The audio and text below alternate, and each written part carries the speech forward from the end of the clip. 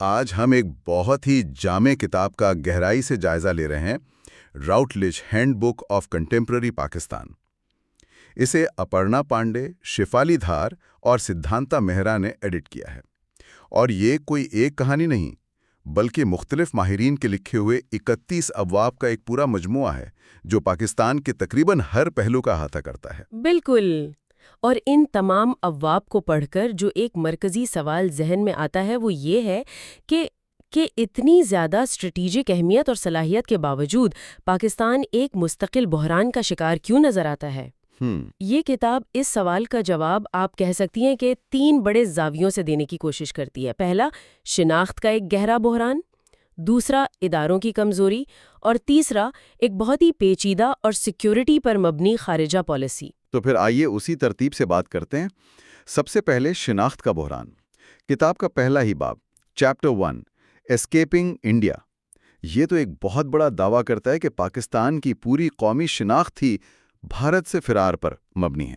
جی، اور مصنفہ اپرنا پنڈے کا ترک یہ ہے کہ پاکستان نے اپنی جنوبی ایشیائی جڑوں کو قبول کرنے کے بجائے ایک پین اسلامک یعنی مشرق وسطی والی شناخت اپنانے کی کوشش کی۔ اچھا۔ اس کی وجہ سے ایک ایسی قوم پرستی کو فروغ ملا جس کے مرکز میں ہندو مخالف جذبات تھے، تاکہ ایک واضح تفریق قائم کی جا سکے۔ یہ ملک کو جوڑنے کا ایک فارمولا تھا، لیکن اس کی ایک قیمت تھی۔ اور وہ قیمت کیا تھی؟ کیا اس کا تعلق ملک کے اندر موجود دوسرے نسلی گروہوں سے ہے؟ کیونکہ پاکستان تو ایک بہت ہی متنوع ملک ہے۔ کتاب کا ایک اور باب، chapter 3، religion, ethnicity and violence ان پاکستان، شاید اسی کشمکش کی بات کرتا ہے۔ بالکل، قیمت یہی تھی کہ جب آپ صرف مذہب کی بنیاد پر شناخت بناتے ہیں تو آپ ملک کے اندر موجود پشتون، بلوچ، سندھی اور دوسری لسانی شناختوں کو نظر انداز کر دیتے ہیں۔ محمد اسماعیل خان اس باب میں یہی بتاتے ہیں کہ پاکستان کی تاریخ اسی کشمکش کا نام ہے۔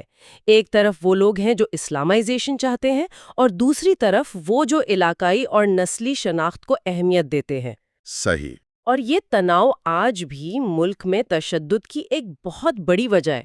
یہ بہت دلچسپ ہے کیونکہ یہ ہمیں سیدھا بانی پاکستان کے ویژن کی طرف لے جاتا ہے۔ چیپٹر 4، جناز پاکستان میں یعقوب بنگاش لکھتے ہیں کہ آج تک یہ بحث ہی ختم نہیں ہوئی کہ جناح کا پاکستان کیسا ہونا چاہیے تھا۔ ایسا کیوں ہے کہ 75 سال بعد بھی یہ سوال اتنا اہم ہے؟ دیکھیں، بنگش کا نقطہ یہ ہے کہ پاکستانیوں میں ایک طرح کا سادہ یقین پایا جاتا ہے کہ اگر ہم کسی طرح یہ جان لیں کہ جناح اصل میں کیا چاہتے تھے، مطلب ایک سیکولر ریاست یا ایک اسلامی ریاست، تو ہماری ساری الجھنیں ختم ہو جائیں گی۔ ہاں، جیسے کوئی ایک جادوئی جواب مل جائے۔ جی، لیکن حقیقت یہ ہے کہ جناح کی تقاریر میں دونوں طرح کے اشارے ملتے ہیں، اور اسی ابہام کی وجہ سے ہر گروہ ان کے ویژن کو اپنی مرضی کی تشریح دیتا ہے۔ یہ بحث خود اس بات کی علامت ہے کہ ملک اپنی بنیادی شناخت پر آج تک متفق نہیں ہو سکا۔ تو اگر مذہب اور سیاست جیسے موضوعات پر اتنی تقسیم ہے تو پھر کوئی ایسی چیز بھی ہے جو سب کو جوڑتی ہو؟ کتاب میں ایک باب اس موضوع پر بھی ہے، چیپٹر 6، کرکٹ واٹ یونائٹس اس۔ یہ تھوڑا غیر متوقع سا لگتا ہے۔ ہاں، لیکن بہت اہم ہے۔ احمد ناقوی کہتے ہیں کہ کرکٹ پاکستان میں صرف ایک کھیل نہیں ہے بلکہ یہ ایک ثقافتی قوت ہے۔ ثقافتی قوت؟ جی، ایک ایسے ملک میں جو نسل، زبان اور فرقے کی بنیاد پر بری طرح تقسیم ہے، کرکٹ وہ واحد چیز ہے جو سب کو ایک شناخت دیتی ہے۔ جب پاکستان کا میچ ہوتا ہے تو کوئی سندھی، پنجابی یا پٹھان نہیں ہوتا، سب پاکستانی ہوتے ہیں۔ یہ پاکستانی شناخت کا ایک بہت متحرک اور شاید سب سے لچکدار پہلو ہے۔ ٹھیک ہے، تو شناخت کا یہ بحران سمجھ میں آتا ہے۔ اچھا، تو اب آتے ہیں کتاب کے دوسرے بڑے موضوع پر، کمزور ادارے۔ کتاب کے تعارف میں کہا گیا ہے کہ مسلم لیگ جس نے پاکستان بنایا وہ ان علاقوں میں خود بہت کمزور تھی جو پاکستان کا حصہ بنے۔ تو اس خلا کو پھر کس نے پر کیا؟ اس خلا کو فوج اور بیوروکریسی نے پر کیا، اور یہیں سے ایلیٹ کیپچر کی کہانی شروع ہوتی ہے، جس کا ذکر chapter 12، Pakistan's elite capture and the state of insecurity میں کیا گیا ہے۔ Elite capture? جی، امتیاز گل کا کہنا ہے کہ پاکستان کی تاریخ کے بالکل شروع میں ہی سیاستدانوں، بیوروکریٹس اور فوج کا ایک ایسا گٹھ جوڑ بن گیا جس نے ملک کے وسائل پر قبضہ کر لیا اور پھر ایسی پالیسیاں بنائیں جو صرف اسی ایلیٹ طبقے کو فائدہ پہنچاتی تھیں۔ اور اس ایلیٹ کیپچر کا عام آدمی کی زندگی اور معیشت پر کیا اثر ہوا؟ کیا کتاب اس بارے میں کچھ بتاتی ہے؟ جی بالکل۔ Chapter 9 prophet, protest and power, bazaar politics in urban Pakistan میں عمیر جاوید دکھاتے ہیں کہ کس طرح شہروں میں بازار کی کلاس، یعنی تاجر اور صنعت کار؟ ہاں، تاجر اور صنعت کار، وہ اپنے مفادات کے لیے پالیسیوں پر اثر انداز ہوتے ہیں۔ اسی طرح بیرونی امداد کا بھی ایک دلچسپ کردار ہے۔ جی۔ Chapter 14 Pakistan, the United States and the Bretton Woods institutions میں مصنف ایک بہت دلچسپ اصطلاح استعمال کرتے ہیں۔ کون سی اصطلاح؟ وہ کہتے ہیں کہ امریکی امداد نے پاکستان میں ڈچ ڈیزیز لائک ایفیکٹ پیدا کیا ہے۔ یہ ایک بہت تکنیکی اصطلاح لگ رہی ہے۔ کیا آپ اسے آسان لفظوں میں سمجھا سکتی ہیں؟ خاص طور پر پاکستان کے تناظر میں اس کا کیا مطلب ہے؟ ضرور۔ دیکھیں، ڈچ ڈیزیز کا مطلب ہے کہ جب کسی ملک کو اچانک بہت زیادہ غیر ملکی پیسہ ملنا شروع ہو جائے، جیسے ہالینڈ کو قدرتی گیس سے ملا تھا، تو اس کی اپنی معیشت کے دوسرے شعبے کمزور ہو جاتے ہیں۔ اچھا۔ پاکستان کے معاملے میں یہ پیسہ تیل یا گیس سے نہیں بلکہ اس کی جیو پولیٹیکل لوکیشن کی وجہ سے ملا۔ جی۔ اس کرائے نے ایک ایسا ایلیٹ طبقہ پیدا کر دیا جو بیرونی خیرات پر انحصار کرتا ہے اور ملک کے اندر حقیقی معاشی اصلاحات یا خود انحصاری کی خواہش کو ختم کر دیتا ہے۔ واہ، یہ تو بالکل ایک نئے زاویے سے معیشت کو دیکھنا ہے۔ تو سیاسی اور معاشی ادارے تو اس ایلیٹ کیپچر کا شکار ہیں۔ ریاست کے دوسرے ستونوں جیسے عدلیہ کا کیا حال ہے؟ کیا وہ اس سے محفوظ ہیں؟ کتاب کے مطابق نہیں۔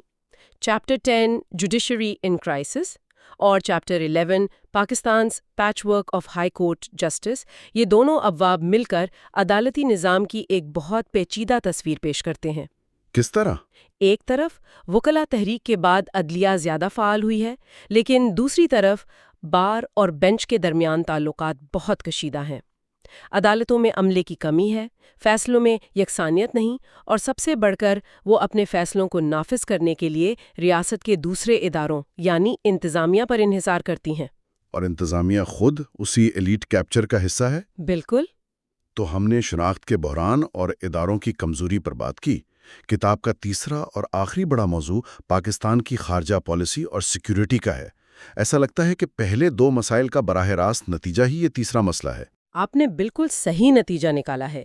جب آپ کی قومی شناخت غیر واضح ہو اور آپ کے ادارے کمزور ہوں تو ریاست اپنی بقا کے لیے سیکیورٹی پر غیر معمولی انحصار کرنے لگتی ہے۔ یہیں سے وہ تصور سامنے آتا ہے جس کا ذکر chapter 25 the other Pakistan understanding the military jihadi complex میں کیا گیا ہے۔ ملٹری جہادی کمپلیکس یا MJC، یہ بھی ایک بہت بھاری اصطلاح ہے۔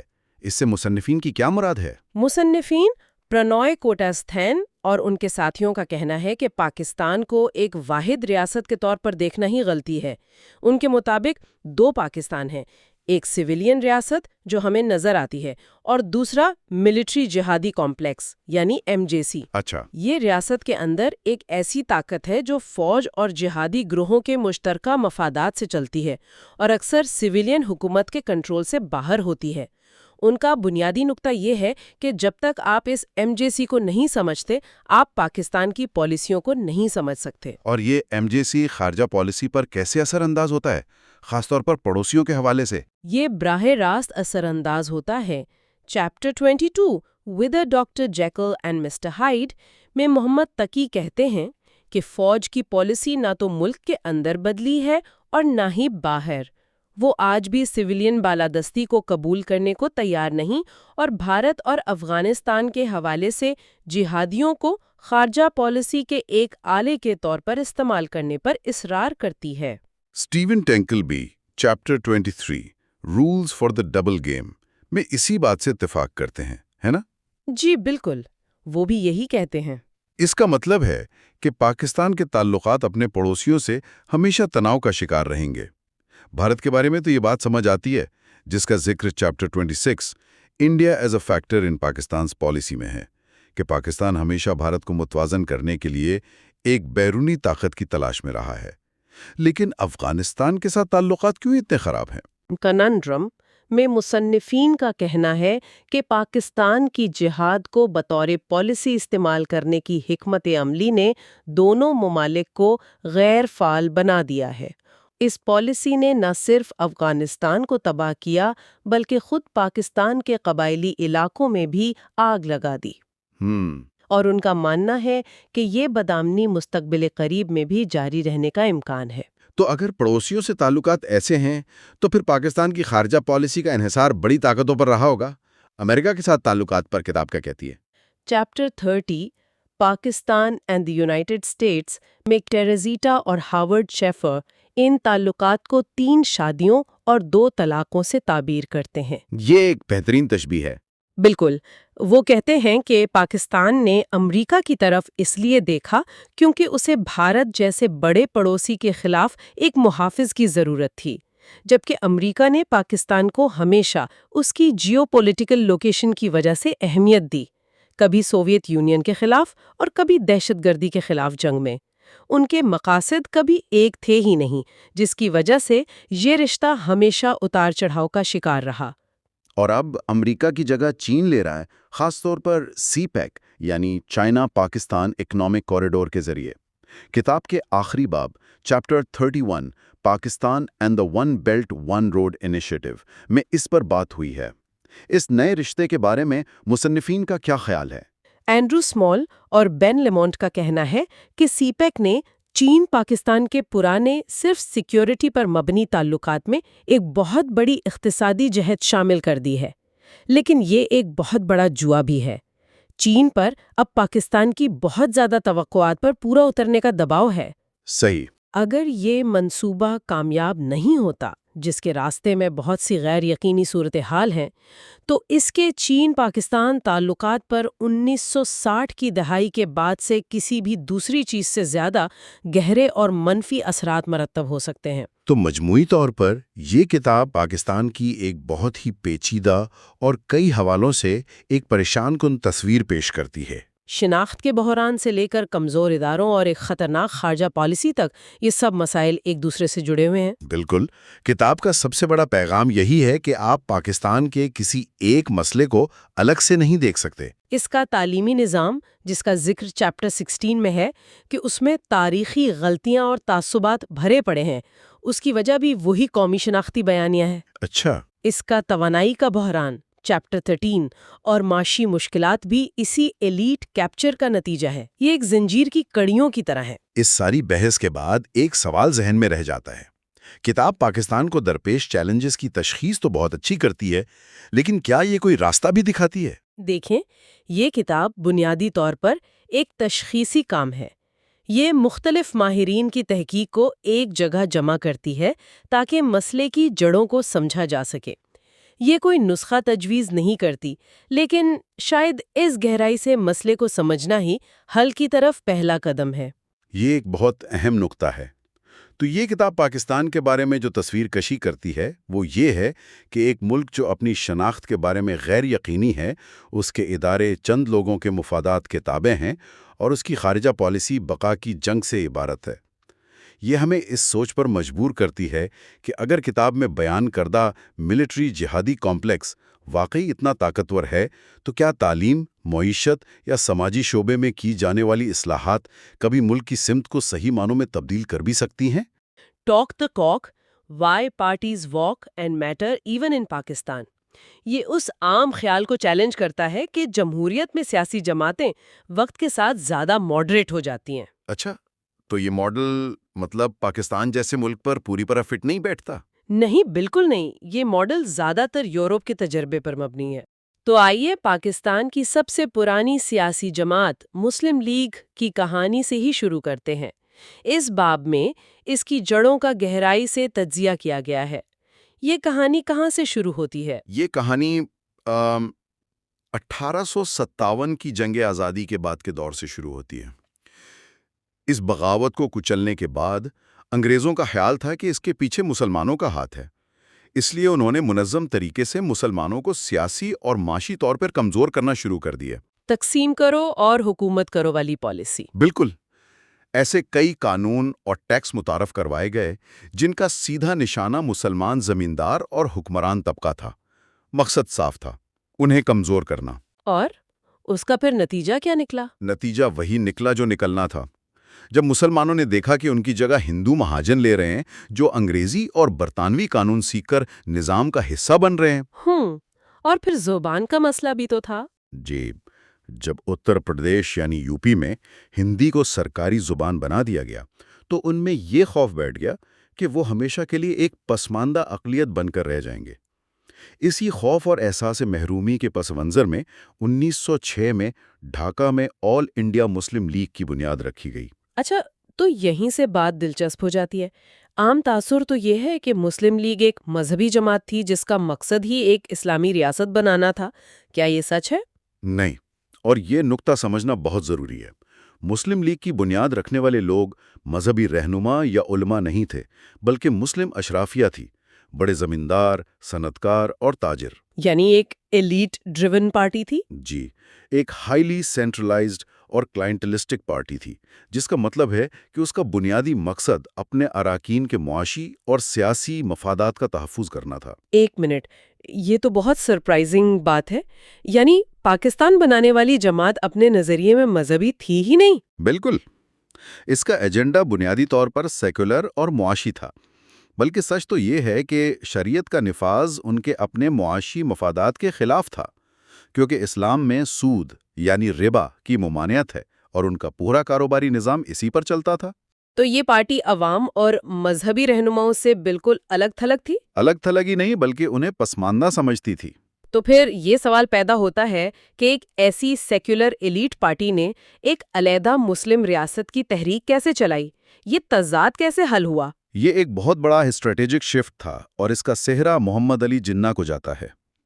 1930 کی دہائی تک جناح متحدہ ہندوستان میں مسلمانوں کے حقوق کے لیے لڑتے رہے، لیکن جب انہیں یہ احساس ہوا کہ آزاد ہندوستان میں ہندو اکثریت مسلمانوں کے مفادات کا تحفظ نہیں کرے گی، تو انہوں نے اپنی حکمت عملی تبدیل کر لی۔ جی، 1940 کی قرارداد لاہور کے بعد مسلم لیگ نے مذہب کو عوام کو متحرک کرنے کے لیے ایک ریلنگ پوائنٹ کے طور پر استعمال کرنا شروع کر دیا۔ اس کا مطلب تو یہ ہوا کہ مذہب کا استعمال ایک سیاسی حکمت عملی تھی، بنیادی نظریہ نہیں تھا۔ جی بالکل، انہوں نے عوام کے دلوں میں موجود ہندو تسلط کے خوف کو کامیابی سے استعمال کیا اور اسلام خطرے میں ہے کا نعرہ لگایا، جس کی وجہ سے انہیں 1945-46 کے انتخابات میں زبردست کامیابی ملی اور پاکستان کا قیام ممکن ہوا۔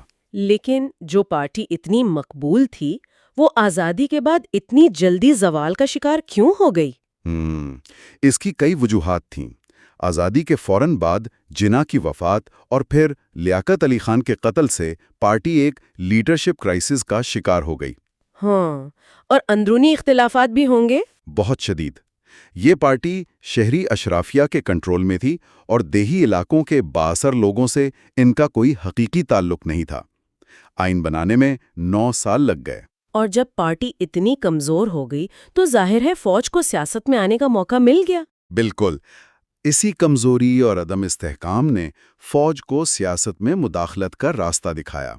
آج بھی مسلم لیگ کے جو مختلف دھڑے ہیں جیسے PMLN یا PMLQ، ان کے سامنے وہی پرانا چیلنج ہے۔ چیلنج کیا ہے؟ ان کا کور ووٹر شہری اور امیر طبقہ ہے، لیکن الیکشن جیتنے کے لیے انہیں غریب اور دیہی ووٹرز کی بھی ضرورت ہے۔ اس کے لیے وہ پیٹرنج یعنی نوکریاں اور وسائل کی تقسیم، جدید مارکیٹنگ اور کبھی کبھی اسلام لائٹ کا نعرہ استعمال کرتی ہیں۔ اسلام لائٹ یعنی مذہب کا صرف اتنا استعمال جتنا سیاسی طور پر فائدہ مند ہو۔ ٹھیک ہے، تو ہم نے دیکھا کہ مسلم لیگ کی کمزوری نے فوج کو جگہ دی، لیکن یہ مسئلہ صرف پارٹی کا نہیں تھا، شاید پوری ریاست کی ساخت کا تھا۔ اگلا باب باباٹ اسی نقطے کو اٹھاتا ہے، A Weberian Perspective on the Nature of the State in Pakistan۔ جی، یہ حمزہ علوی کا مشہور نظریہ ہے جسے اوور ڈیولپڈ اسٹیٹ کہا جاتا ہے۔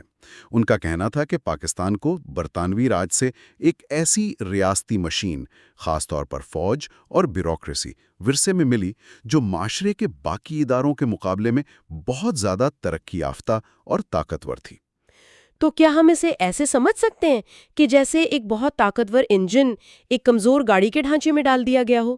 بہترین مثال ہے وہ انجن یعنی فوج اور بیوروکریسی پورے سسٹم کے لیے بہت زیادہ بھاری تھا اور اس نے پورے ڈھانچے پر قبضہ کر لیا۔ لیکن اس باب میں مصنف اس نظریے پر تنقید بھی کرتا ہے۔ جی، وہ میکس ویبر کے نظریے کو سامنے لاتا ہے۔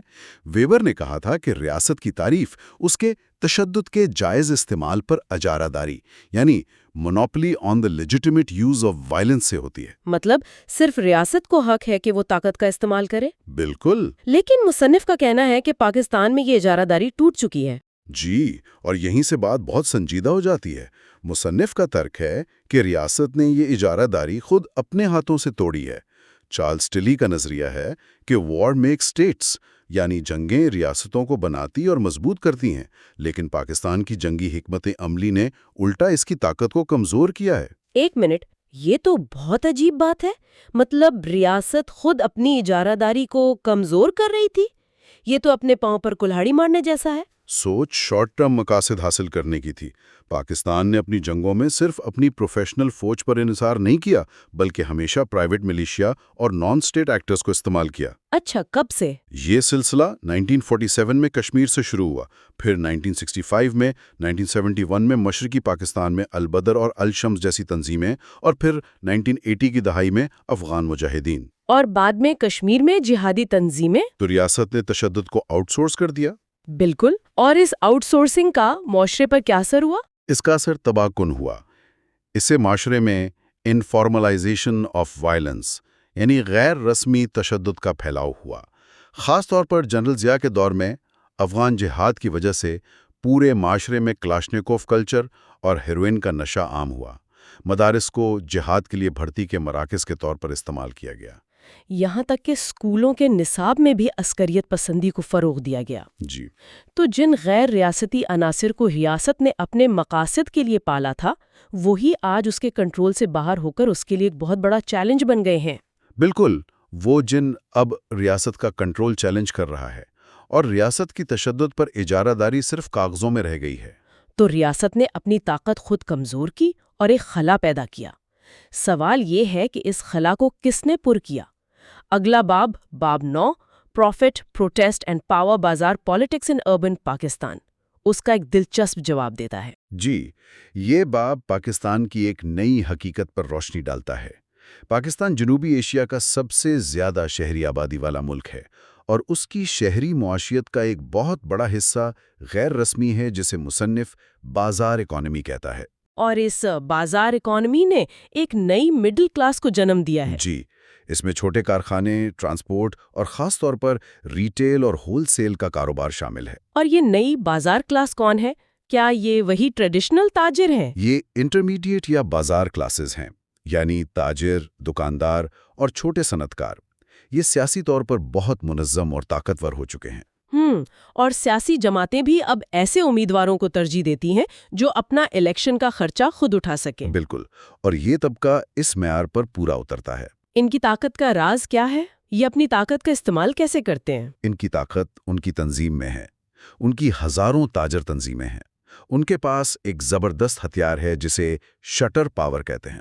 Shutter power? یعنی یہ جب چاہیں ایک کال پر پورے کے پورے شہر اور بازار بند کروا سکتے ہیں اور حکومت کو گھٹنوں پر لے آتے ہیں۔ تو یہ صرف احتجاج ہی نہیں کرتے بلکہ ایک متوازی نظام بھی چلا رہے ہیں۔ بالکل، یہ تنظیمیں حکومت سے ٹیکس اور دیگر پالیسیوں پر لابنگ کرتی ہیں، اپنے بازاروں میں ہونے والے جھگڑوں کے فیصلے خود کرتی ہیں، اور سیاسی جماعتوں کے لیے ووٹرز کو متحرک کرنے کا کام بھی کرتی ہیں۔ تو ایک طرح سے انہوں نے شہری علاقوں میں عوامی زندگی پر قبضہ کر لیا ہے اور ریاست کے خلا کو پر کر دیا ہے۔ جی، ایسا ہی ہے۔ تو ہم نے سیاسی جماعتوں کی کمزوری، فوج کے کردار اور بازار کی ابھرتی ہوئی طاقت کو دیکھا، لیکن اس کہانی کا ایک اور بہت اہم کردار ہے، عدلیہ۔ اگلا باب 10 اسی پر ہے، judiciary in crisis, judicial politics in Pakistan. اس بحران کی کہانی کہاں سے شروع ہوتی ہے؟ تاریخی طور پر تو پاکستان کی عدلیہ اکثر فوج اور انتظامیہ کے دباؤ میں رہی ہے، لیکن 2005 میں چیف جسٹس افتخار چودھری کی آمد کے بعد سب کچھ بدل گیا۔ ان کے جوڈیشل ایکٹیوزم، پھر جنرل مشرف کی طرف سے ان کی معطلی اور اس کے نتیجے میں چلنے والی زبردست وکلا تحریک نے عدلیہ کو پاکستان کی سیاست کے مرکز میں لا کھڑا کیا۔ لیکن بہت سے لوگ یہ دلیل دیں گے کہ جو بھی اس تحریک کے اندرونی مسائل تھے اس کا نتیجہ تو مثبت نکلا، ایک فوجی آمر کو پیچھے ہٹنا پڑا۔ یہ کامیابی یقیناً بہت بڑی تھی اور اس نے عدلیہ کو ایک نئی طاقت دی۔ لیکن مصنف کا نقطہ یہ ہے کہ تحریک کے بعد کیا ہوا؟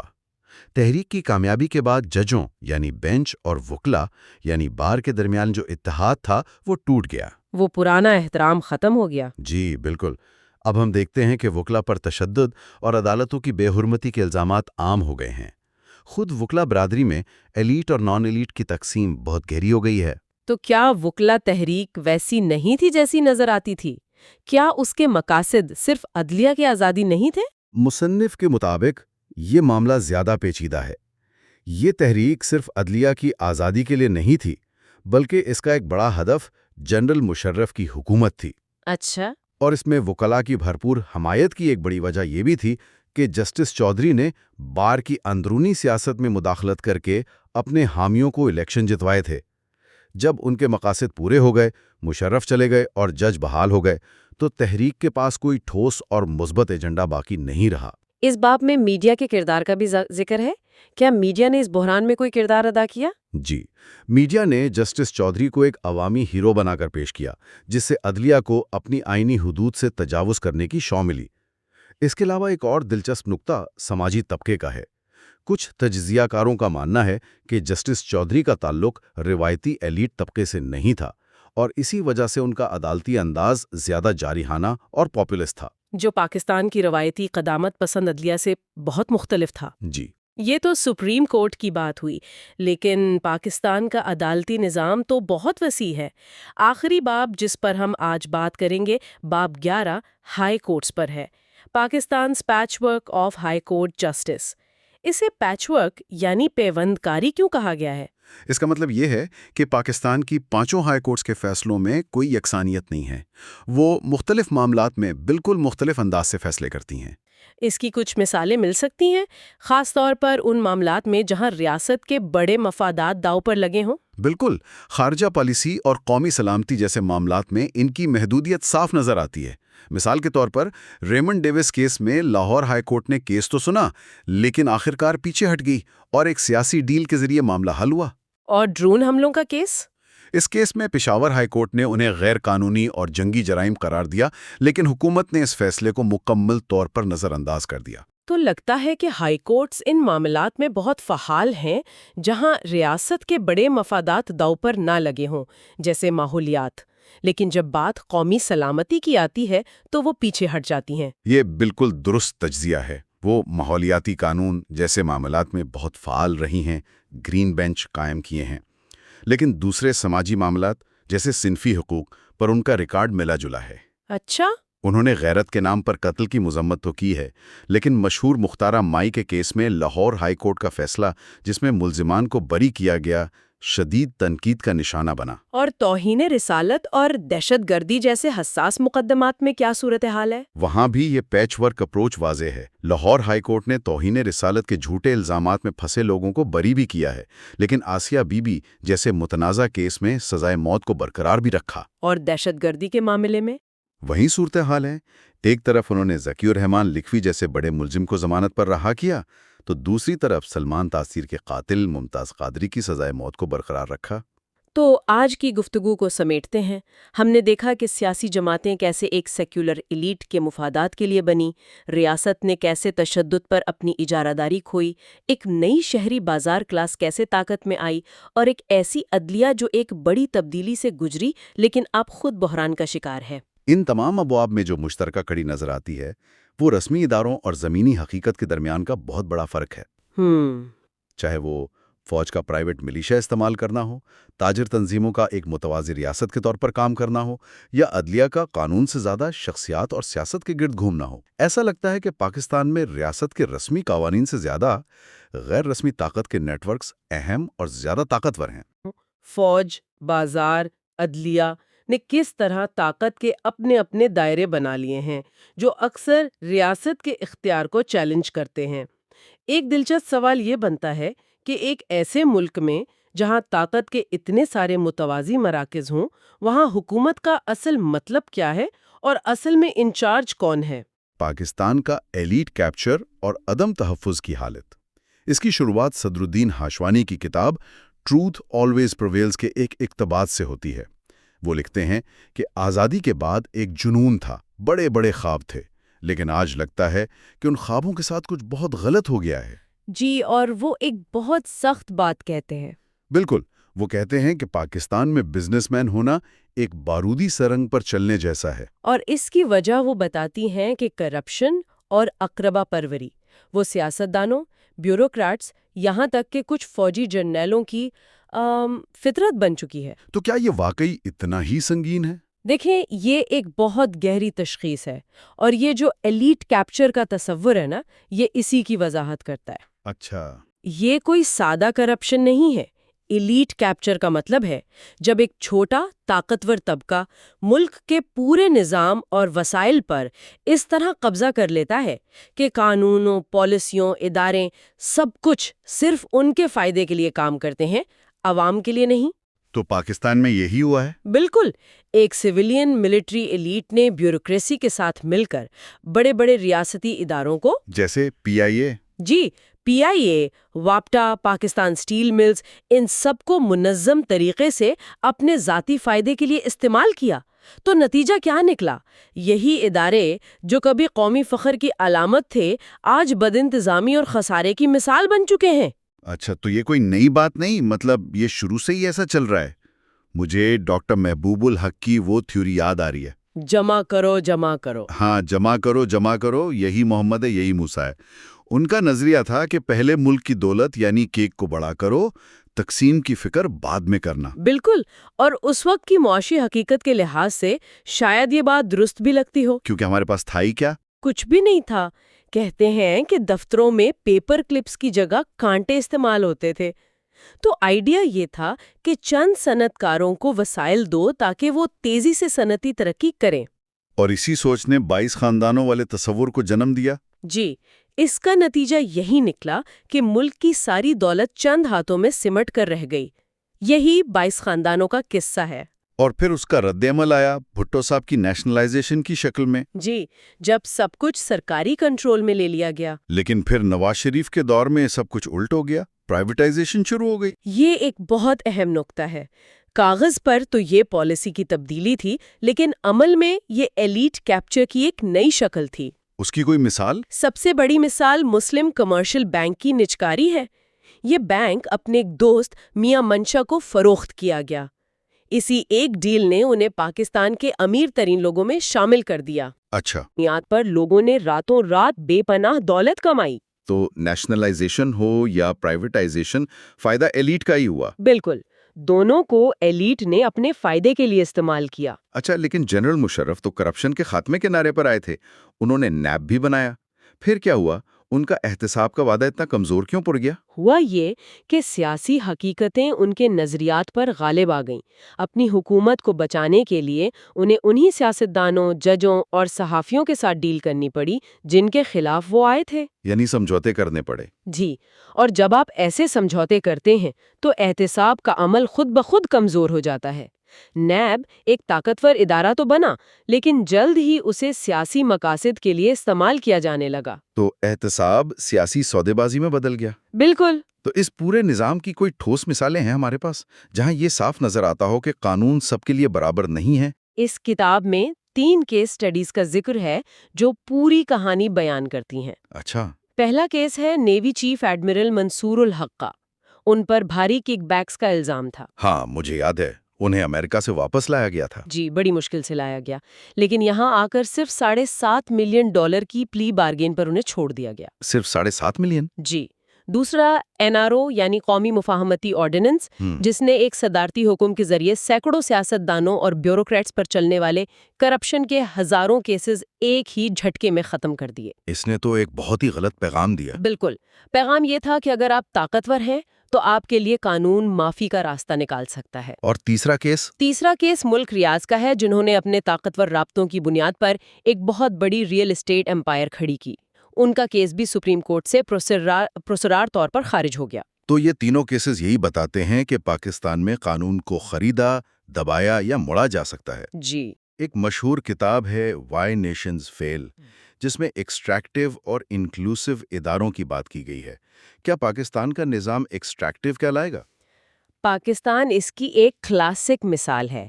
یہاں سیاسی اور معاشی ادارے اس طرح بنائے گئے ہیں کہ وہ عوام کے بجائے ایک چھوٹے سے طبقے کو فائدہ پہنچائیں۔ اس کی سب سے واضح مثال کیا ہوگی؟ ہمارا ٹیکس کا نظام۔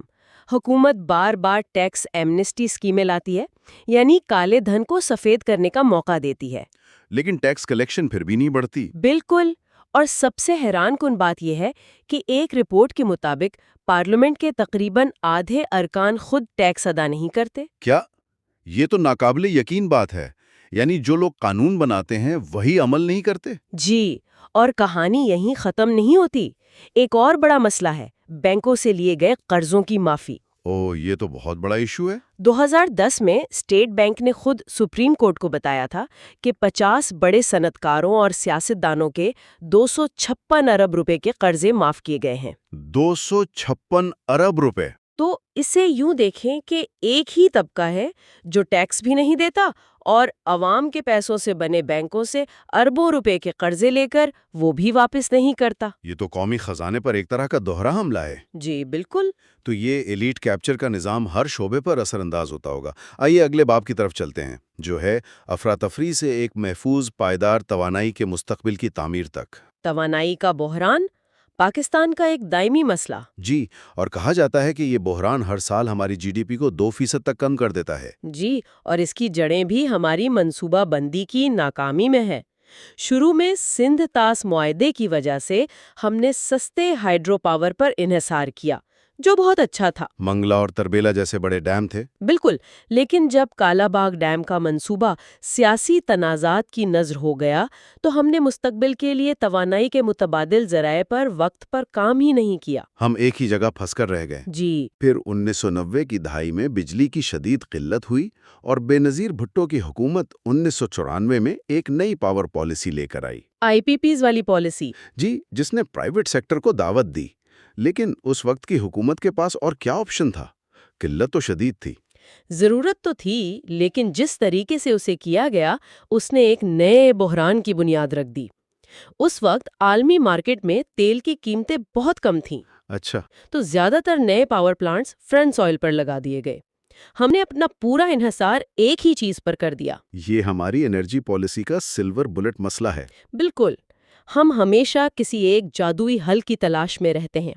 جب 2000 کی دہائی میں تیل کی قیمتیں آسمان پر پہنچی تو ہمارا پورا انرجی سیکٹر دیوالیہ ہونے کے قریب پہنچ گیا۔ اور یہی سے سرکولر ڈیٹ یعنی گردشی قرضے کا جنم ہوا۔ جی، یہ سرکولر ڈیٹ کی اصطلاح ہم بہت سنتے ہیں، لیکن عام آدمی کے لیے اس کا مطلب کیا ہے؟ اسے آسان لفظوں میں سمجھتے ہیں۔ فرض کریں بجلی تقسیم کرنے والی کمپنی یعنی ڈسکو آپ سے بل وصول نہیں کر پاتی۔ جی۔ اب وہ اس پیسے سے بجلی بنانے والی کمپنی کو ادائیگی نہیں کر سکتی۔ بجلی بنانے والی کمپنی آگے فیول سپلائر جیسے پی ایس او کو پیسے نہیں دے پاتی، اور وہ پھر تیل نہیں خرید پاتا۔ بالکل۔ یہ قرض ایک چکر کی طرح پورے سسٹم میں گھومتا رہتا ہے اور آخر میں حکومت کو اپنی جیب سے پیسے ڈال کر اس چکر کو عارضی طور پر توڑنا پڑتا ہے۔ تو یہ صرف ایک قرض نہیں بلکہ پورے نظام کا گلا گھونٹنے والا ایک جال ہے۔ صحیح کہا۔ تو اس کا مطلب یہ ہوا کہ ہماری انرجی پالیسی کی سب سے بڑی ناکامی مستقبل کی منصوبہ بندی کے بجائے فوری حل تلاش کرنا رہا ہے، کبھی ہائیڈرو، کبھی تیل۔ اور اب سارا زور ایل این جی پر ہے۔ وہی غلطی دہرائی جا رہی ہے۔ اور اس میں ایک اور بڑا مسئلہ ہے جو آپ نے بتایا کہ زیادہ تر آئی پی پیز کے ساتھ معاہدے ڈالرز میں ہیں۔ جی، اس کا مطلب ہے کہ جب بھی روپیہ کمزور ہوتا ہے بجلی کی قیمت خود بخود بڑھ جاتی ہے، چاہے ہم ایک یونٹ بھی اضافی نہ بنائیں۔ بالکل، سارا بوجھ آخر میں عام صارف پر پڑتا ہے۔ توانائی کے شعبے میں یہ جو ڈالروں میں ادائیگیوں کا مسئلہ ہے، یہ ہمیں براہ راست ایک بڑے موضوع کی طرف لے جاتا ہے۔ یعنی ہمارا بیرونی امداد اور عالمی مالیاتی اداروں پر انحصار۔ جی، اگلا باب اسی پر ہے۔ پاکستان، امریکہ اور برٹن ووڈز ادارے، ایک جاری عظیم کھیل۔ اس میں دلیل دی گئی ہے کہ امریکی امداد نے پاکستان میں ڈچ ڈیزیز جیسی صورتحال پیدا کی ہے۔ یہ کیا ہے؟ ڈچ ڈیزیز ایک معاشی تصور ہے۔ یہ تب ہوتا ہے جب کسی ملک کو اچانک بہت زیادہ غیر ملکی کرنسی ملنا شروع ہو جائے، جیسے تیل ملنے پر۔ اور ہمارے کیس میں یہ کرنسی امریکی امداد تھی۔ جی، جو ہمیں ہماری جغرافیائی اہمیت کی وجہ سے ملتی تھی۔ اس کا نتیجہ یہ ہوتا ہے کہ ملک اپنی اندرونی معیشت کو ٹھیک کرنے کی کوشش چھوڑ دیتا ہے کیونکہ باہر سے آسان پیسہ آ رہا ہوتا ہے۔ ہم اپنی جغرافیائی اہمیت کا کرایہ وصول کرنے کے عادی ہو گئے۔ اور اس نے ایک ایسی رینٹیئر کلاس پیدا کی جو مشکل فیصلے کرنے کے بجائے ہمیشہ بیرونی امداد کا انتظار کرتی ہے۔ اور امریکہ کے ساتھ ہمارے تعلقات ہمیشہ سٹاپ گو رہے ہیں، کبھی بہت امداد، کبھی بالکل بند۔ جی، اور اس کا ہمارے IMF کے پاس جانے سے ایک بہت واضح تعلق نظر آتا ہے۔ وہ کیسے؟ جب امریکی امداد کا بہاؤ تیز ہوتا ہے، ہم معاشی اصلاحات کو بھول جاتے ہیں۔ 1980 کی دہائی میں قمر الاسلام کمیشن کی ٹیکس اصلاحات کی رپورٹ کو نظر انداز کر دیا گیا کیونکہ افغان جنگ کی وجہ سے ڈالرز آ رہے تھے۔ صحیح۔ یہی کچھ 9/11 کے بعد شاہد حسین کمیشن کی رپورٹ کے ساتھ ہوا۔ جب امریکہ امداد روکتا ہے تو ہم فوراً IMF کے دروازے پر پہنچ جاتے ہیں۔ یہ تو ایک چکر ہے جو دہائیوں سے چل رہا ہے۔ جی، تو کیا اس کا مطلب یہ ہے کہ ہم IMF کے پروگراموں کو بھی سنجیدگی سے نہیں لیتے کیونکہ ہمیں پتا ہوتا ہے کہ آخر میں کوئی نہ کوئی بچا لے گا؟ اسی کو مورل ہیزرڈ کہتے ہیں۔ جب آپ کو معلوم ہو کہ آپ کے غلط فیصلوں کے نتائج سے آپ کو بچا لیا جائے گا تو آپ لاپرواہی برتتے ہیں۔ اچھا۔ پاکستانی حکومتوں کو ہمیشہ یہ یقین رہا ہے کہ امریکہ جیسے بڑے شیئر ہولڈرز کی وجہ سے IMF پاکستان کو مکمل طور پر ڈیفالٹ نہیں ہونے دے گا۔ اسی لیے ہم پروگرام پورے نہیں کرتے؟ بالکل۔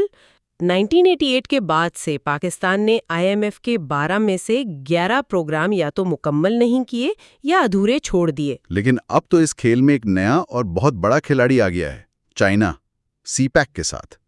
کیا اس سے یہ پرانی ڈائنامک تبدیل نہیں ہوگی؟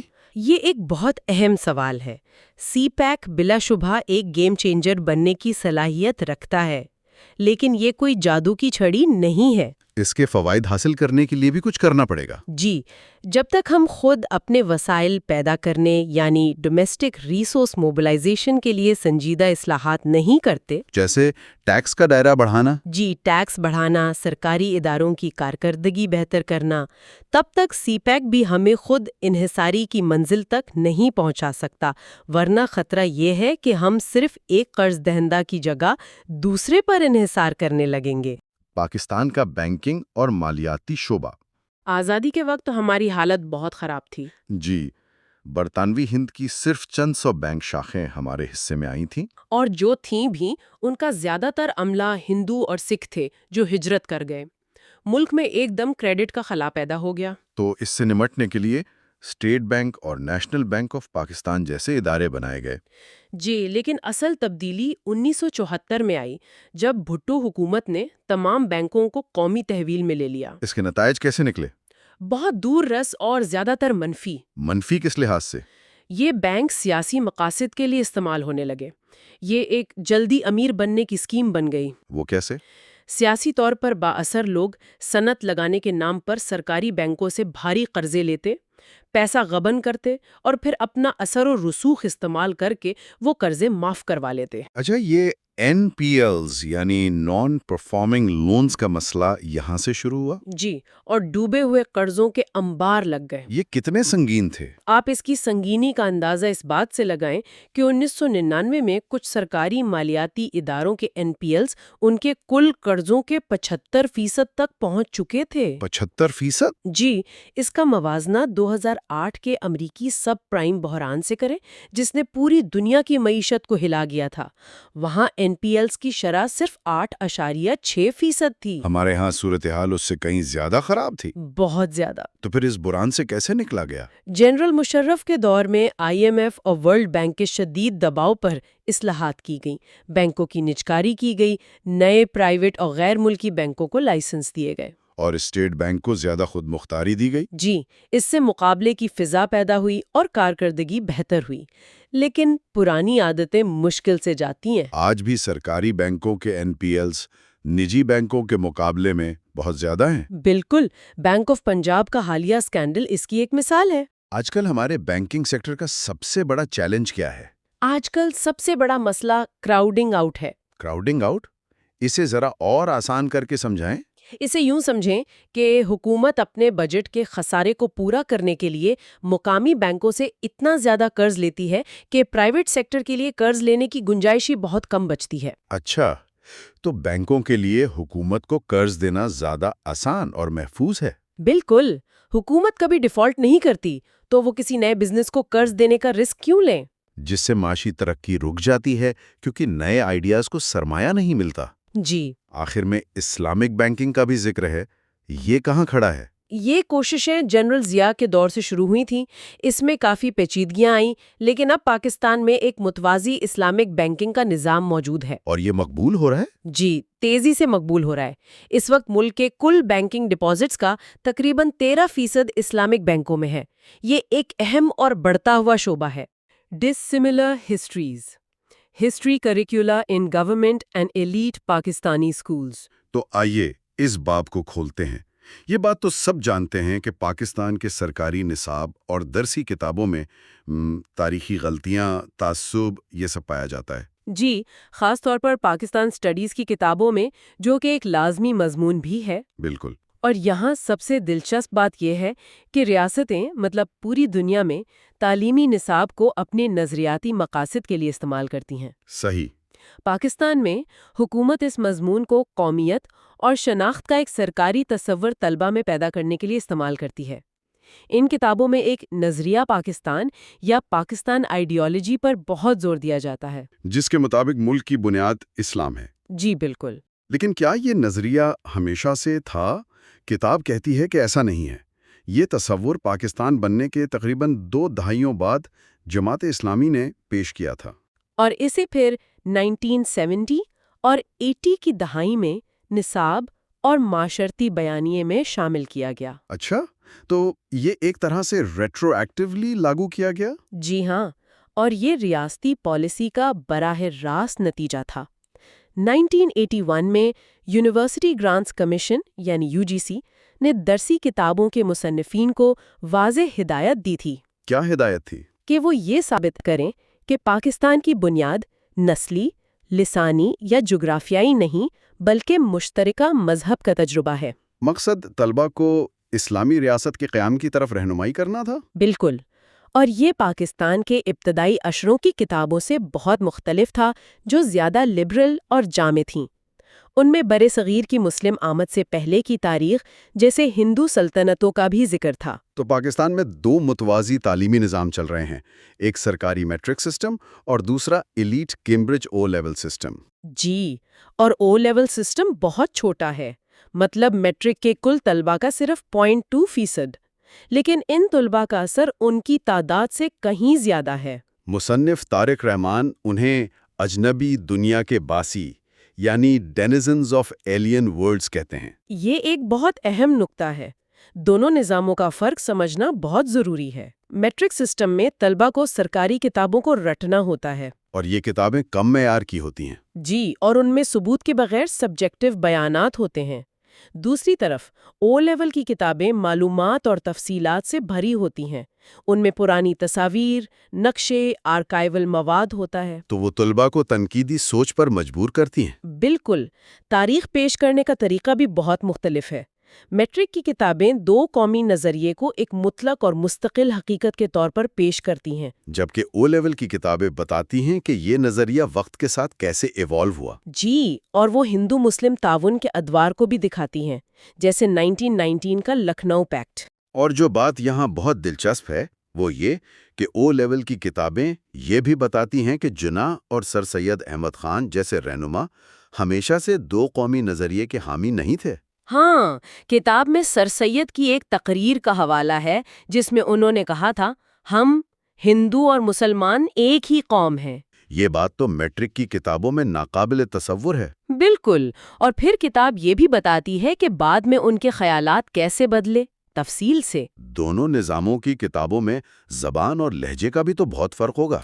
जमीन आसमान का फ़र्क है। मैट्रिक की किताबें हिंदुओं और इंडिया के बारे में मुसलसल मनफी ज़बान इस्तेमाल करती हैं, जैसे शातिर, साजिश, नफ़रत। अच्छा। जबकि कैम्ब्रिज की किताब में तकसीम के दौरान होने वाले तशद्दुद को दोनों तरफ से तस्लीम किया जाता है। یہ کہا جاتا ہے کہ عام امن پسند ہندو، سکھ اور مسلمان سب اس تشدد میں شامل ہو گئے۔ اس کی کوئی اور مثال؟ ایک واضح مثال 1965 کی جنگ کی ہے۔ میٹرک کی کتابیں کہتی ہیں کہ پاکستان نے جہاد کے جذبے سے سرشار ہو کر دشمن کو ذلت آمیز شکست دی، جو کہ حقائق کے برعکس ہے۔ جی، جبکہ او لیول کی کتابیں بتاتی ہیں کہ جنگ کا آغاز پاکستان نے کیا تھا۔ اسی طرح او لیول کی کتابوں میں جناح کی 11 اگست 1947 کی مشہور تقریر کا حوالہ ہے، جس میں انہوں نے ایک سیکولر پاکستان کا ویژن پیش کیا تھا۔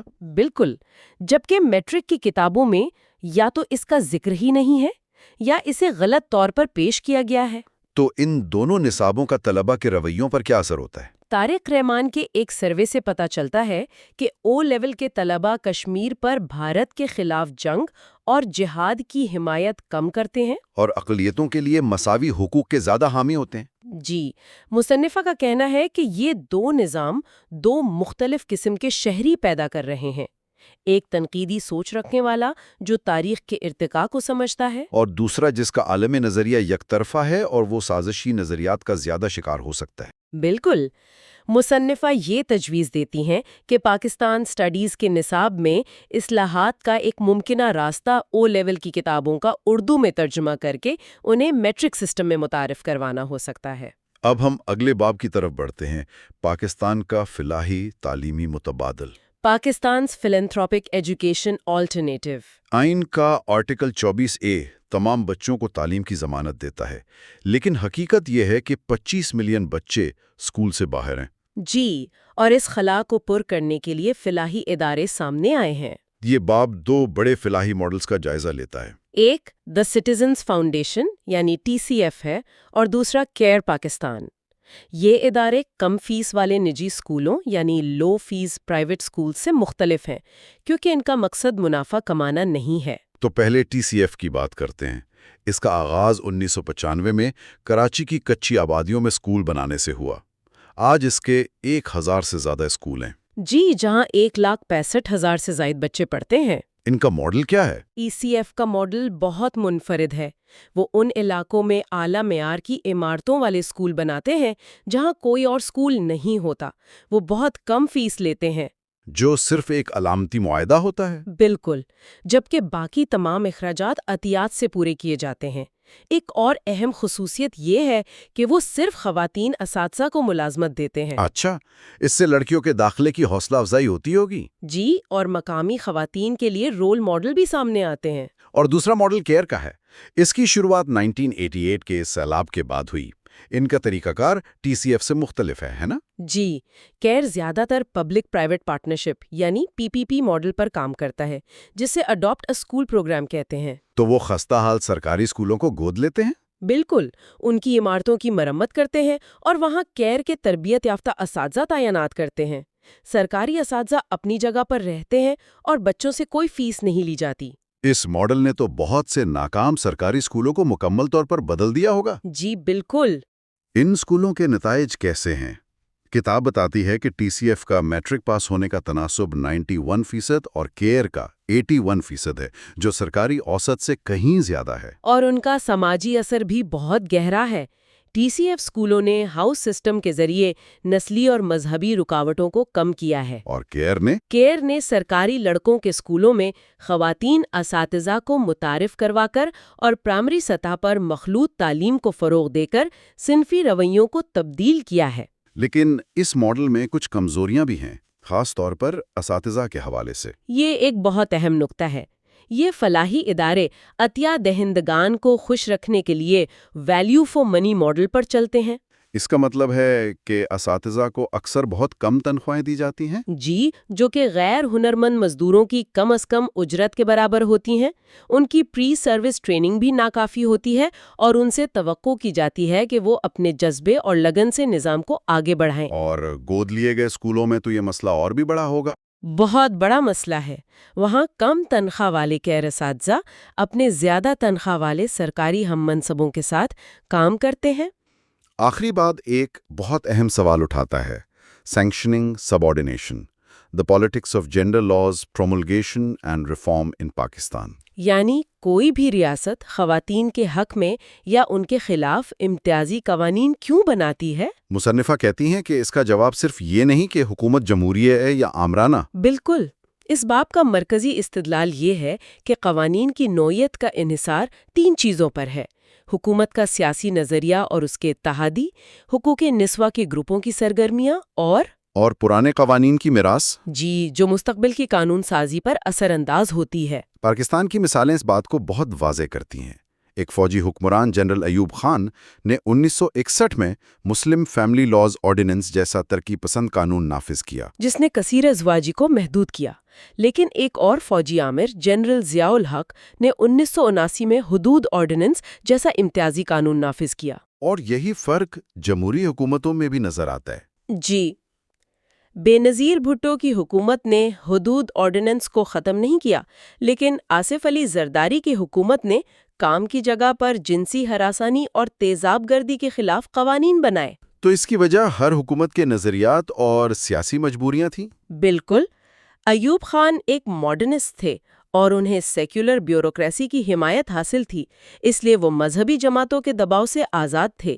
جبکہ ضیاء الحق نے اپنی حکومت کو قانونی حیثیت دینے کے لیے اسلام کا ایک قدامت پسند ورژن استعمال کیا اور جماعت اسلامی جیسی مذہبی جماعتوں کے ساتھ اتحاد بنایا. اسی وجہ سے حدود آرڈیننس اور قانون شہادت جیسے قوانین بنے. یہاں پالیسی کی میراث یعنی پالیسی لیگیسی کا تصور بہت اہم ہو جاتا ہے. جی، ضیاء کے قوانین اور ان کے تحت بنائے گئے ادارے جیسے فیڈرل شریعت کورٹ اتنے مضبوط ہو گئے کہ بعد میں آنے والی حکومتوں کے لیے انہیں تبدیل کرنا بہت مشکل ہو گیا. تو مذہبی جماعتیں ان قوانین میں کسی بھی ترمیم کو اسلام پر حملہ قرار دے کر اس کی مخالفت کرتی ہیں. بالکل. اس کا مطلب ہے کہ بے نظیر بھٹو کی حکومت اپنے وعدوں کے باوجود اسی میراث اور ایک کمزور پارلیمانی اکثریت کی وجہ سے حدود آرڈیننس کو منسوخ نہیں کر سکی. جی، اور پھر جنرل مشرف کی حکومت نے ایک دوگلی حکمت عملی اپنائی. انہوں نے خود کو لبرل ظاہر کیا، لیکن سیاسی حمایت کے لیے اسلامی جماعتوں کے اتحاد یعنی MMA سے بھی اتحاد کیا. اور نتیجہ ایک سمجھوتا تھا، ویمن پروٹیکشن ایکٹ 2006. جی، جس نے حدود آرڈیننس میں ترمیم تو کی لیکن اسے مکمل طور پر ختم نہیں کیا. تو پھر زرداری حکومت 2008 سے 2013 تک نسبتاً زیادہ کامیاب کیوں رہی؟ اس کی وجہ ان کا خواتین کے حقوق کے حامی نظریے، پارلیمنٹ میں ان کی مضبوط پوزیشن اور سب سے اہم، پارلیمنٹ میں موجود ایک کراس پارٹی ویمن کاکس تھی. اچھا، ایک ویمنز کاکس نے اہم کردار ادا کیا. جی، اس نے ان قوانین کو پاس کروانے میں بہت اہم کردار ادا کیا، لیکن اس کے باوجود مذہبی جماعتوں کی مخالفت کی وجہ سے گھریلو تشدد کا بل منظور نہیں ہو سکا.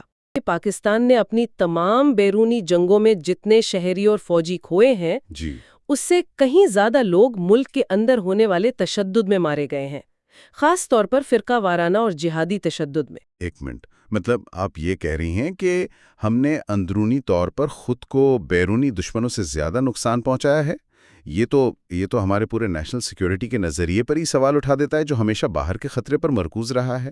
بالکل، اور یہی اس کتاب کا بنیادی نقطہ ہے.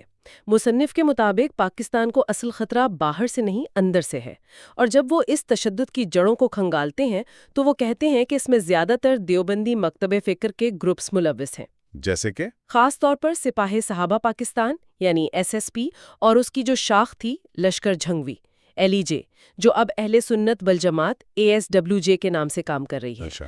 کتاب یہ تو بتا دیتی ہے کہ یہ دیوبندی گروپس ہیں، لیکن کیا مصنف اس پر بھی روشنی ڈالتے ہیں کہ آخر اسی مکتبہ فکر سے اتنی شدت پسند تنظیمیں کیوں ابھریں؟ میرا مطلب ہے بریلوی یا دوسرے مکاتب فکر سے اس پیمانے پر کیوں نہیں؟ یہ ایک بہت اہم سوال ہے. کتاب اس کی اتنی گہرائی میں تو نہیں جاتی، لیکن وہ اس نیٹ ورک کی وسعت پر ضرور بات کرتی ہے. وہ بتاتی ہے کہ یہ گروپس الگ تھلگ کام نہیں کر رہے. تو ان کے روابط ہیں آپس میں؟ جی، ان کے روابط افغان طالبان، TTP اور کشمیر میں سرگرم جیش محمد جیسی تنظیموں سے ہیں. اور معاملہ صرف عسکریت پسندی تک محدود نہیں ہے. ان کے جمعیت علماء اسلام یعنی JUI جیسی سیاسی جماعتوں کے ساتھ بھی گہرے تعلقات ہیں، جو ان کے خلاف کسی بھی قسم کی ریاستی کارروائی کو تقریباً ناممکن بنا دیتے ہیں. تو یہ صرف چند گمراہ گروہ نہیں ہیں بلکہ ایک پورا پولیٹیکل ملیٹنٹ ایکو سسٹم ہے۔ جی، ایک ایسا ایکو سسٹم جو ریاست کے اندر جڑیں پکڑ چکا ہے۔ یہ تشدد ہوا میں تو پیدا نہیں ہوتا، اس کی کوئی سماجی بنیاد بھی ہوتی ہوگی۔ شاید اگلا باب ہمیں اس طرف لے جائے۔ آپ نے بالکل صحیح پکڑا۔ یہ داخلی تشدد معاشرے میں بڑھتی ہوئی عدم برداشت کے بغیر ممکن ہی نہیں۔ اگلا باب اسی موضوع پر ہے، chapter 20، پاکستان's descent into religious intolerance۔ مذہبی عدم برداشت۔ جی، مصنف کا موقف ہے کہ آج کا پاکستان خاص طور پر مذہبی اقلیتوں کے لیے 1947 کے پاکستان سے بہت مختلف ہے۔ اور اس کی بنیاد کے طور پر وہ بانی پاکستان محمد علی جناح کی 11 اگست 1947 کی مشہور تقریر کا حوالہ دیتے ہیں، جہاں انہوں نے ایک سیکولر اور مساوی حقوق والے ملک کا ویژن دیا تھا کہ ریاست کا کسی کے مذہب سے کوئی لینا دینا نہیں ہوگا۔ تو پھر یہ تبدیلی آئی کہاں سے؟ کتاب کے مطابق اس تبدیلی کا پہلا قدم 1949 کی قرارداد مقاصد تھی، آبجیکٹیوز ریزولوشن۔ اس نے ریاست کی سمت ایک اسلامی نظریے کی طرف موڑ دی۔ لیکن اصل امتحان آیا 1953 کے احمدی مخالف فسادات کے بعد۔ ان فسادات کی تحقیقات کے لیے جسٹس منیر کی سربراہی میں ایک کمیشن بنا۔ اور منیر کمیشن کی رپورٹ، اس میں ایک بہت ہی دلچسپ بات سامنے آئی تھی۔ جی، کمیشن نے اس وقت کے تمام بڑے علماء سے ایک بنیادی سوال پوچھا: مسلمان کی تعریف کیا ہے؟ حیرت انگیز طور پر کوئی بھی دو علماء ایک تعریف پر متفق نہ ہو سکے۔ اچھا؟ ہر ایک کی تعریف دوسرے کو اسلام کے دائرے سے خارج کر رہی تھی۔ اس سے یہ ظاہر ہوا کہ جس اسلامی ریاست کا نعرہ لگایا جا رہا تھا اس کی بنیاد ہی متنازع ہے۔ یہ تو بہت گہری بات ہے، اور سوچنے کی بات یہ ہے کہ 1953 کا یہ سوال کہ مسلمان کون ہے آج بھی اتنا ہی متنازع اور پرتشدد ہے۔ ایسا لگتا ہے جیسے 70 سالوں میں ہم 1 انچ بھی آگے نہیں بڑھے بلکہ شاید پیچھے ہی گئے۔ بالکل، اور ریاست کی شناخت کی یہ جنگ معاشرے کے ہر حصے پر اثر انداز ہوتی ہے، خاص طور پر خواتین کے حقوق پر۔ ہمارا اگلا باب اسی سے متعلق ہے، chapter 21، competing visions of women's rights in Pakistan. ریاست کی شناخت کا یہ تصادم کہ وہ جناح کا پاکستان ہے یا ایک مخصوص نظریاتی ریاست، اس کا براہ راست اثر خواتین پر پڑتا ہے۔ کتاب اس حوالے سے کن مختلف نظریات کی نشاندہی کرتی ہے؟ کتاب بنیادی طور پر 3 مختلف ویژنز کا ذکر کرتی ہے: ریاست، سول سوسائٹی اور اسلامسٹ گروپس۔ سول سوسائٹی کی تنظیمیں جیسے عورت فاؤنڈیشن اور شرکت کا، جی، وہ خواتین کے حقوق کو عالمی انسانی حقوق یعنی گلوبل ہیومن رائٹس کے فریم ورک میں دیکھتی ہیں۔ وہ حدود آرڈیننس جیسے امتیازی قانونوں میں تبدیلی کا مطالبہ کرتی ہیں۔ اور اس کے مقابلے میں اسلامسٹ گروپس جیسے جماعت اسلامی کا کیا موقف ہے؟ ان کا نظریہ مولانا مودودی کی تعلیمات پر مبنی ہے۔ وہ یہ تو مانتے ہیں کہ خواتین کے ساتھ معاشرے میں ظلم ہوتا ہے، لیکن ان کے خیال میں اس کا حل مغربی حقوق کا تصور اپنانا نہیں ہے، کیونکہ وہ اسے مزید استحصال کا ذریعہ سمجھتے ہیں۔ تو پھر ان کا حل کیا ہے؟ کتاب میں جماعت اسلامی کی رہنما سمیہ راحیل قاضی کا ایک حوالہ ہے، جو کہتی ہیں کہ انصاف عدالتوں کے باہر فوری اور مفت ملنا چاہیے، اور تعلیم دینی اور دنیاوی دونوں ضروری ہے۔ تو ایک طرف عالمی انسانی حقوق کا فریم ورک ہے اور دوسری طرف ایک بالکل مختلف اسلامی فریم ورک۔ یہ دونوں صرف تفصیلات پر نہیں بلکہ بنیادی اصولوں پر ہی متفق نہیں ہیں، گویا 2 الگ الگ کائناتوں میں کام کر رہے ہیں۔ پھر کر ریاست پر آ جاتی ہے، لیکن پاکستان میں ریاست کا مطلب کیا ہے؟ اگلا باب اسی سوال کی پڑتال کرتا ہے، chapter 22، whither doctor Jekyll and mister Hyde. یہ عنوان ہی بہت دلچسپ ہے۔ یہ ہمیں اس بحث کی طرف لاتا ہے کہ ہم ہمیشہ کہتے ہیں کہ ریاست کو یہ کرنا چاہیے، لیکن اصل میں طاقت کا مرکز کہاں ہے؟ عام طور پر یہ سمجھا جاتا ہے کہ پاکستان ایک سیکیورٹی سیکنگ ملک ہے، یعنی وہ اپنے پڑوسیوں خاص طور پر بھارت سے خطرہ محسوس کرتا ہے اور صرف اپنا دفاع کرنا چاہتا ہے۔ لیکن کتاب میں مصنف کرسٹین فیئر کی تحقیق کا حوالہ دیا گیا ہے، جو کہتی ہیں کہ پاکستانی فوج صرف دفاع نہیں چاہتی، تو پھر کیا چاہتی ہے؟ وہ خطے میں سٹیٹس کو یعنی موجودہ صورتحال کو تبدیل کرنا چاہتی ہے۔ وہ ایک ریویژنسٹ پاور ہے، یعنی وہ پیسو نہیں بلکہ پرو ایکٹیو کردار ادا کرنا چاہتی ہے۔ اور اسی باب میں عائشہ صدیقہ کی مشہور کتاب ملٹری انک کا بھی ذکر ہے۔ ہاں، اس کتاب کا مرکزی خیال یہ ہے کہ فوج صرف ایک دفاعی ادارہ نہیں بلکہ پاکستان کا سب سے بڑا بزنس گروپ بن چکی ہے۔ بینکنگ، ریئل اسٹیٹ، سیمنٹ، کھاد، معیشت کا کوئی شعبہ ایسا نہیں جہاں فوج کے تجارتی ادارے موجود نہ ہوں۔ صحیح۔ اس طرح فوج خود ایک معاشی طبقہ بن گئی ہے جس کے اپنے مفادات ہیں اور وہ ملک کے وسائل کو ان مفادات کے تحفظ کے لیے استعمال کرتی ہے۔ تو اگر فوج ملک کا سب سے بڑا کاروباری ادارہ بھی ہے اور وہ خطے کی صورتحال کو تبدیل بھی کرنا چاہتی ہے، تو کیا کتاب یہ کہتی ہے کہ اس کی خارجہ پالیسی کے فیصلے قومی سلامتی کے بجائے اس کے کارپوریٹ مفادات سے متاثر ہو سکتے ہیں؟ کتاب براہ راست یہ نتیجہ اخذ نہیں کرتی، لیکن وہ یہ سوال ضرور اٹھاتی ہے، اور فوج کا یہی پیچیدہ کردار ہمیں اس الزام کی طرف لے جاتا ہے جو پاکستان پر اکثر لگتا ہے، ڈبل گیم کا۔ اگلا باب اسی پر ہے، chapter 23 rules for the double game. اچھے طالبان، برے طالبان والی بحث یہ تو ہم ایک عرصے سے سن رہے ہیں۔ کتاب اسے کس طرح دیکھتی ہے؟ ٹی ٹی پی کے خلاف ریاست کی جنگ۔ ٹھیک ہے۔ دوسری ہے کولابوریشن یعنی تعاون، جیسے کشمیر یا افغانستان میں کچھ گروہوں کے ساتھ مل کر کام کرنا۔ ٹھیک ہے۔ تیسری ہے بینائن نیگلیکٹ یعنی دانستہ نظر اندازی، کہ کچھ گروہوں کو ان کی سرگرمیوں کے باوجود نظر انداز کرنا۔ اور چوتھی قسم کون سی ہے؟ چوتھی سب سے دلچسپ ہے، جسے وہ کوآپریشن کہتے ہیں۔ یہ کمپٹیشن اور کوآپریشن کا امتزاج ہے۔ کوآپریشن یعنی بے وقت مقابلہ بھی اور تعاون بھی، یہ کیسے ممکن ہے؟ اسے یوں سمجھیں جیسے دو کاروباری حریف جو مارکیٹ میں ایک دوسرے سے مقابلہ بھی کر رہے ہیں، لیکن خام مال ایک ہی سپلائر سے خریدنے کے لیے تعاون بھی کرتے ہیں تاکہ دونوں کو سستا پڑے۔ ریاست اور کچھ گروہوں کا رشتہ بھی ایسا ہی ہوتا ہے، کچھ مفادات مشترک ہوتے ہیں اور کچھ پر وہ ایک دوسرے کے حریف ہوتے ہیں۔ یہ تو تعلقات کی پیچیدگی کو سمجھنے کا ایک بالکل نیا اور زیادہ بہتر فریم ورک ہے۔ یہ منافقت نہیں بلکہ ایک کیلکولیٹڈ، کثیر الجہتی حکمت عملی ہے۔ بالکل، اور اس پیچیدہ کھیل کا سب سے بڑا میدان افغانستان رہا ہے۔ اگلا باب اسی پر ہے، چیپٹر 27 دی افغانستان پاکستان کننڈرم۔ کتاب کے مطابق پاک افغان تعلقات کی بنیاد ہی ایک نو آبادیاتی مسئلے یعنی ڈیورنڈ لائن پر رکھی گئی ہے، جسے پشتون قوم اپنی تقسیم کے طور پر دیکھتی ہے۔ اور اسی تناظر میں اسٹریٹجک ڈیپتھ کا نظریہ سامنے آیا۔ اس کا اصل مطلب کیا ہے؟ اسٹریٹجک ڈیپتھ کا مطلب تھا افغانستان میں ایک ایسی دوست حکومت کا ہونا جو بھارت کے خلاف پاکستان کو ایک محفوظ پچھواڑا فراہم کرے۔ کتاب کہتی ہے کہ یہ مقصد طالبان کے دور حکومت میں حاصل ہوا، جنہیں افغان مجاہدین کا پوسٹ سوویت ارتقاء کہا گیا ہے۔ اس پوری پالیسی کی بنیاد اس خوف پر ہے جسے کتاب ہندو انڈیا کا خطرہ کہتی ہے۔ لیکن سوال یہ پیدا ہوتا ہے کہ کیا افغانستان میں اسٹریٹجک ڈیپتھ کی تلاش نے پاکستان کو واقعی محفوظ بنایا، یا اس نے ہماری مغربی سرحد پر ایک ایسا بحران پیدا کر دیا جس نے ہمیں فائدے سے زیادہ نقصان پہنچایا؟ یہ ایک ایسا سوال ہے جس پر آج بھی بحث جاری ہے۔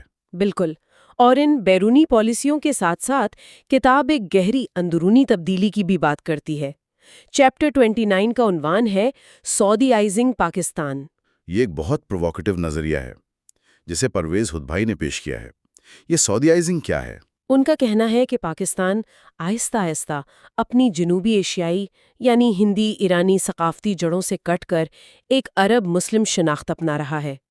یہ تبدیلی صرف لباس یا ظاہری حلیے تک محدود نہیں، بلکہ زبان، کلچر اور تاریخ کی تشریح تک پھیل گئی ہے۔ کیا کتاب اس کی کچھ ٹھوس مثالیں دیتی ہیں؟ جی، جیسے خدا حافظ کی جگہ اللہ حافظ کا بڑھتا ہوا استعمال، جو فارسی لفظ خدا پر عربی لفظ اللہ کو ترجیح دینے کی علامت ہے۔ اسی طرح رمضان کو رمضان اور نماز کو صلوات کہنا۔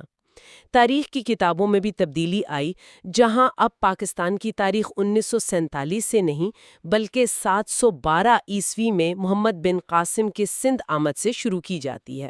یہ سعودائزنگ پاکستان کا نظریہ دلچسپ تو ہے، لیکن کیا یہ تھوڑی اوور سمپلیفیکیشن نہیں؟ بہت سے لوگ اللہ حافظ مذہبی عقیدت کی وجہ سے کہتے ہیں، نہ کہ سعودی عرب کے ثقافتی اثر کی وجہ سے۔ کیا کتاب اس پہلو پر بات کرتی ہے کہ یہ ایک گراس روٹس مذہبی رجحان بھی ہو سکتا ہے، نہ کہ کوئی اوپر سے مسلط کردہ ثقافتی تبدیلی؟